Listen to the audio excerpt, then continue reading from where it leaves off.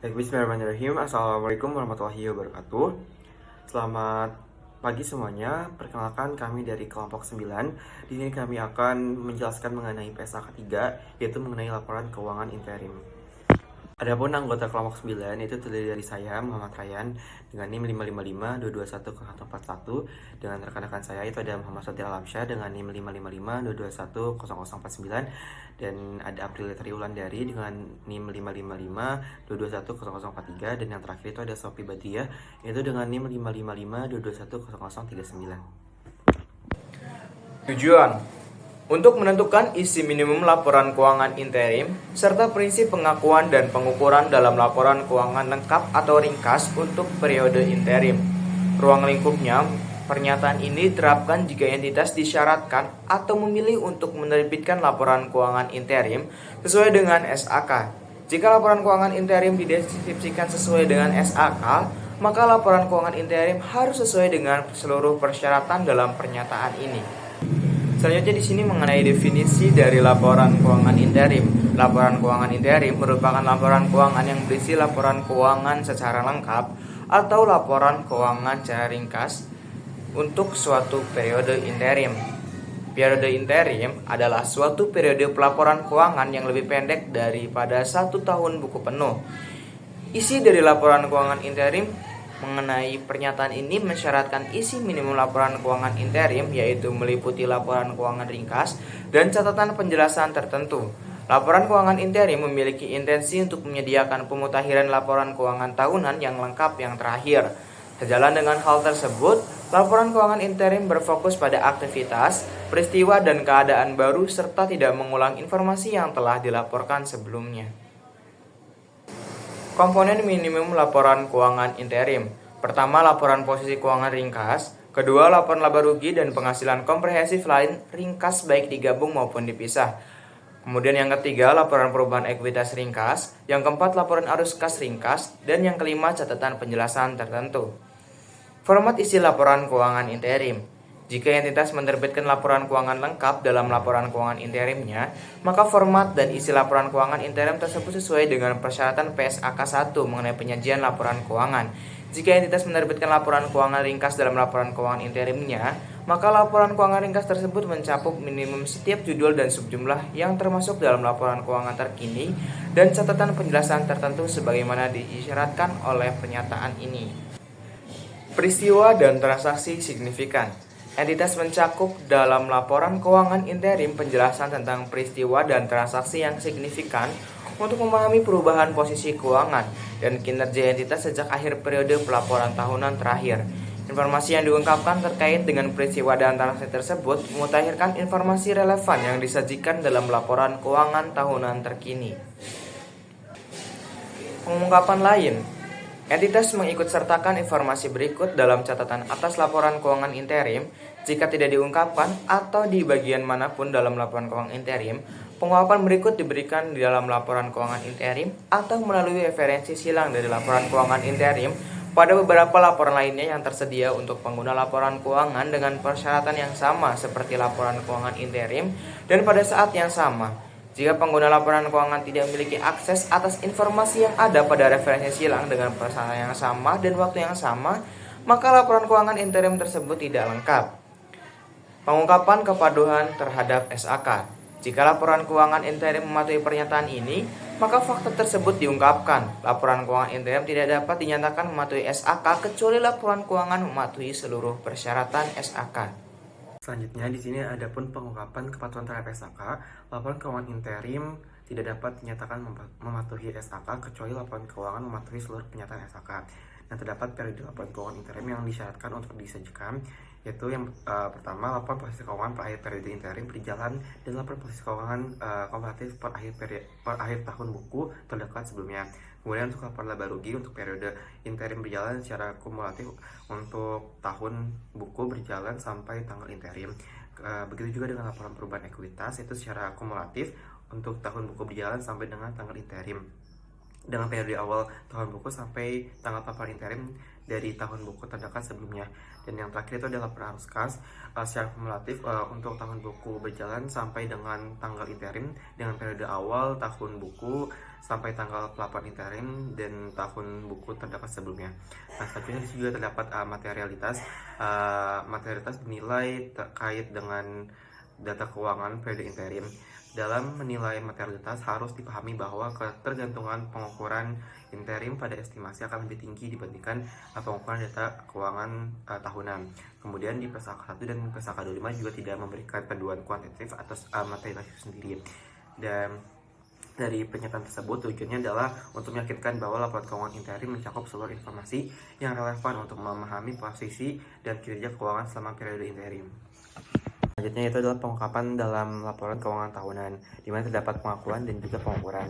Entitas yang menerapkan kebijakan akuntansi yang sama dalam laporan keuangan interim kecuali untuk perubahan kebijakan akuntansi yang dilakukan setelah tanggal laporan keuangan tahunan terkini yang akan tercermin dalam laporan berikutnya.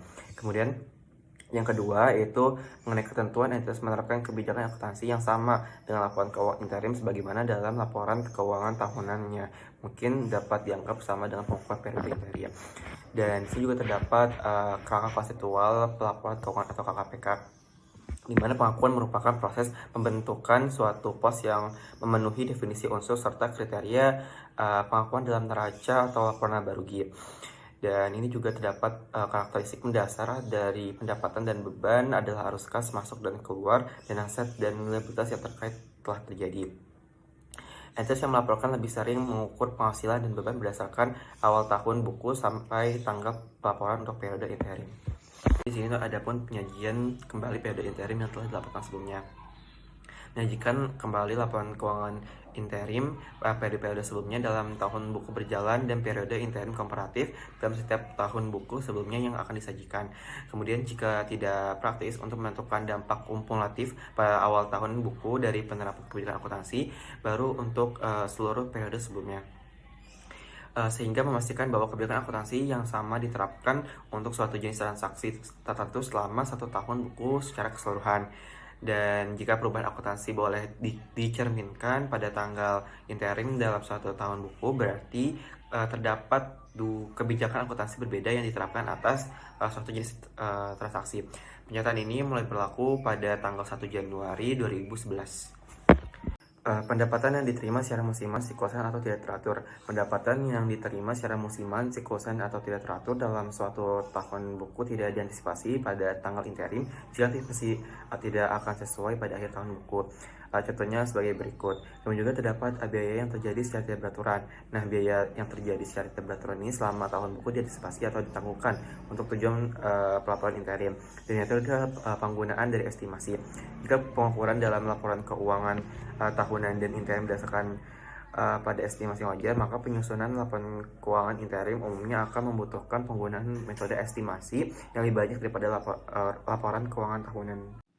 Contoh ilustratif, periode yang disyaratkan untuk disajikan dalam laporan keuangan interim itu dibedakan menjadi dua. Ada dua tipe. Yang pertama laporan keuangan interim semesteran dan laporan keuangan interim triwulanan. Di sini seperti yang terlihat di layar ada dua laporan keuangan interim, yaitu yang semesteran dan juga triwulanan. Nah, teman-teman bisa lihat ke bagian laporan laba rugi dan penghasilan komprehensif lain. Di situ untuk yang semesteran itu hanya menyajikan untuk periode 6 bulan, tetapi untuk yang laporan keuangan interim triwulanan dia menyajikan untuk periode 6 bulan dan juga untuk periode 3 bulan.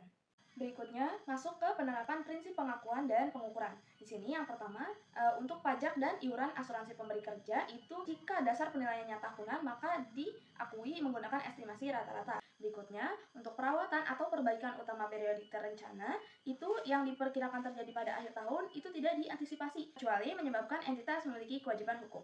Untuk provisi diakui ketika entitas tidak memiliki pilihan alternatif lain selain mengalihkan sumber daya ekonomi sebagai akibat peristiwa yang menimbulkan kewajiban hukum. Berikutnya, pembayaran sewa kontingensi itu dapat menjadi contoh kewajiban hukum jika diakui sebagai liabilitas. Berikutnya, pensiun. Nah, ini dihitung dengan dasar awal tahun buku sampai dengan pelaporan. Untuk aset tak berwujud, pengakuannya sama seperti periode tahunan. Jadi untuk laporan keuangan interim maupun laporan keuangan tahunan itu sama pengakuannya.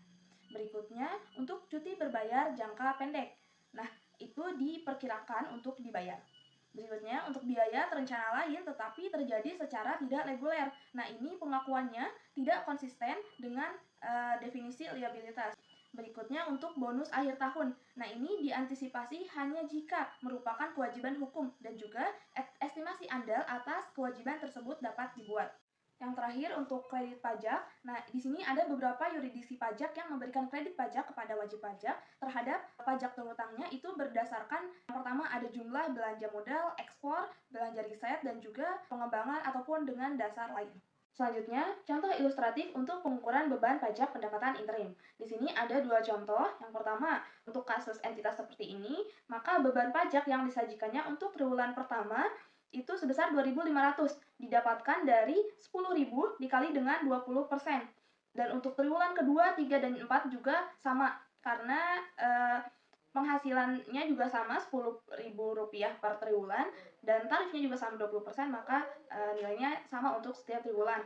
Dan untuk tahunannya itu sebesar Rp10.000, itu didapat dari total penghasilan selama 4 triwulan tersebut, kan totalnya Rp40.000.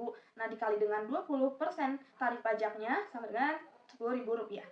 Berikutnya, untuk contoh yang kedua, untuk kasus entitas seperti ini, beban pajak yang disajikan itu untuk triwulan pertama sebesar Rp3.000, diperoleh dari Rp15.000 atau pendapatan di triwulan pertama dikali dengan tarif pajaknya 20%.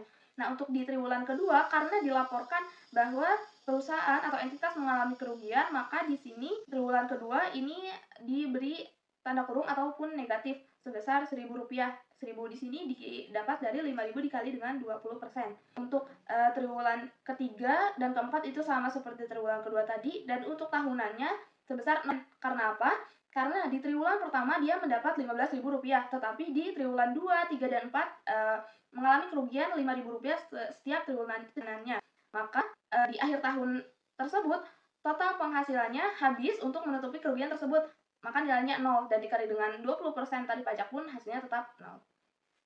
Perbedaan pelaporan tahun keuangan dan juga tahun pajak dari kasus entitas seperti ini itu disajikannya sebagai berikut. Untuk triwulan yang berakhir pada 30 September tahun 1, beban pajaknya itu sebesar Rp3.000. Hasil dari penghasilan triwulan sebesar Rp10.000 dikali dengan tarif pajaknya sebesar 30%, karena ini terjadi pada tahun 1. Nah, yang berikutnya, untuk triwulan yang berakhir pada 31 Desember tahun 1, nominalnya sama juga Rp3.000. Untuk triwulan yang berakhir pada 31 Maret tahun 2, itu beban pajaknya sebesar Rp4.000, didapat dari penghasilan triwulan ini sebesar Rp10.000 dikali dengan tarif pajak sebesar 40%, karena terjadi di tahun 2. Untuk triwulan berikutnya, itu triwulan yang berakhir pada 30 Juni tahun 2, dan nominalnya sama seperti triwulan sebelumnya, yaitu Rp4.000. Nah, untuk beban pajak tahunan yang berakhir pada 30 Juni tahun 2, itu dilaporkan beban pajaknya sebesar Rp14.000. Rp14.000 di sini total dari seluruh beban pajak di 4 triwulan sebelumnya. Berikutnya untuk kompensasi rugi. Di sini, nah untuk kasus pajak seperti ini, beban pajaknya untuk triwulan pertama itu sebesar Rp3.000, triwulan kedua, 3, dan 4 juga sama sebesar Rp3.000, dan untuk di beban pajak tahunannya itu total dari keempat triwulan tersebut. Jadi untuk beban pajak tahunan itu sebesar Rp12.000. Berikutnya ada contoh laporan keuangan interim dari PT Damai Indah Golf Tbk. Nah, di sini laporan keuangannya untuk periode 6 bulan yang berakhir pada 30 Juni 2023 dan 2022. Jadi perbedaan antara laporan keuangan interim dengan laporan keuangan tahunan itu kita bisa lihat dari cakupan waktunya. Biasanya untuk laporan keuangan interim itu periodenya lebih singkat seperti triwulan atau semesteran. Sedangkan untuk laporan keuangan tahunan biasanya mencakup seluruh tahun fiskal, biasanya per 31 Desember. Nah, laporan keuangan interim itu fokusnya pada informasi yang penting gitu di periode tersebut. Nah, meskipun keduanya harus disajikan sesuai dengan prinsip akuntansi yang berlaku umum, laporan keuangan interim itu memiliki tingkat estimasi dan asumsi yang lebih tinggi karena kurangnya data historis yang tersedia. Selanjutnya itu laporan posisi keuangan interim. Nah, menurut PSAK 3, laporan ini harus disajikan secara konsisten dengan prinsip akuntansi yang berlaku umum dan menggambarkan posisi keuangan perusahaan pada akhir periode interim tersebut. Nah, laporan tersebut harus mencakup aset, kewajiban, dan ekuitas perusahaan serta mengungkapkan informasi yang memadai tentang kondisi keuangan perusahaan pada saat itu. Selanjutnya yaitu laporan laba rugi dan penghasilan komprehensif lain interim. Dalam PSAK ini harus disajikan secara terpisah. Nah, laporan ini juga harus mencantumkan pendapatan, beban, laba bersih, serta elemen-elemen penghasilan komprehensif lain seperti keuntungan atau kerugian kurs asing, dan juga pengaruh perubahan nilai wajar aset keuangan yang tersedia untuk dijual. Nah, penyajian ini juga harus jelas menyediakan informasi yang memadai bagi pengguna laporan keuangan untuk memahami kinerja finansial perusahaan. Kemudian ada laporan perubahan ekuitas. Nah, laporan perubahan ekuitas interim ini harus mencantumkan saldo awal dan juga saldo akhir dari setiap komponen ekuitas, termasuk modal saham, cadangan, dan laba rugi yang belum direalisasi.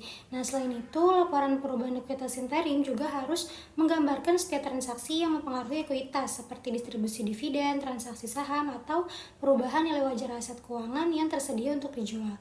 Nah, informasi tersebut juga harus disajikan dengan jelas dan memadai untuk memungkinkan para pemangku kepentingan untuk memahami perubahan dalam posisi keuangan perusahaan selama periode interim tersebut. Selanjutnya yaitu laporan arus kas interim. Nah, laporan arus kas interim harus mencakup aktivitas arus kas dari kegiatan operasi, investasi, dan pendanaan. Selain itu, laporan tersebut juga harus disajikan secara konsisten dengan prinsip akuntansi yang berlaku umum di Indonesia dan dengan PSAK 1 tentang penyajian laporan keuangan. Nah, setiap transaksi yang signifikan harus dijelaskan dengan detail, termasuk perubahan dalam metode pelaporan arus kas jika ada. Nah, hal ini bertujuan agar laporan arus kas interim itu memberikan gambaran yang akurat tentang kondisi keuangan dan aktivitas operasional perusahaan selama periode interim tersebut. Lalu yang terakhir ada catatan atas laporan keuangan. Nah, catatan tersebut harus menjelaskan metode perhitungan yang digunakan dalam menyusun laporan keuangan interim, serta menjelaskan segala perubahan signifikan dalam metode tersebut. Selain itu juga, catatan ini harus mencakup penjelasan atas kejadian atau transaksi yang tidak biasa, serta peristiwa yang memiliki dampak material pada kondisi keuangan perusahaan. Informasi tentang risiko dan ketidakpastian yang relevan juga harus disertakan dalam catatan atas laporan keuangan interim. Nah, penyajiannya juga harus padat dan jelas gitu, memberikan pemahaman yang komprehensif kepada pengguna laporan keuangan tentang kondisi dan kinerja keuangan perusahaan selama periode interim. Baik, itu dia penyampaian materi dari kelompok kami. Semoga bermanfaat. Terima kasih. Wassalamualaikum warahmatullahi wabarakatuh.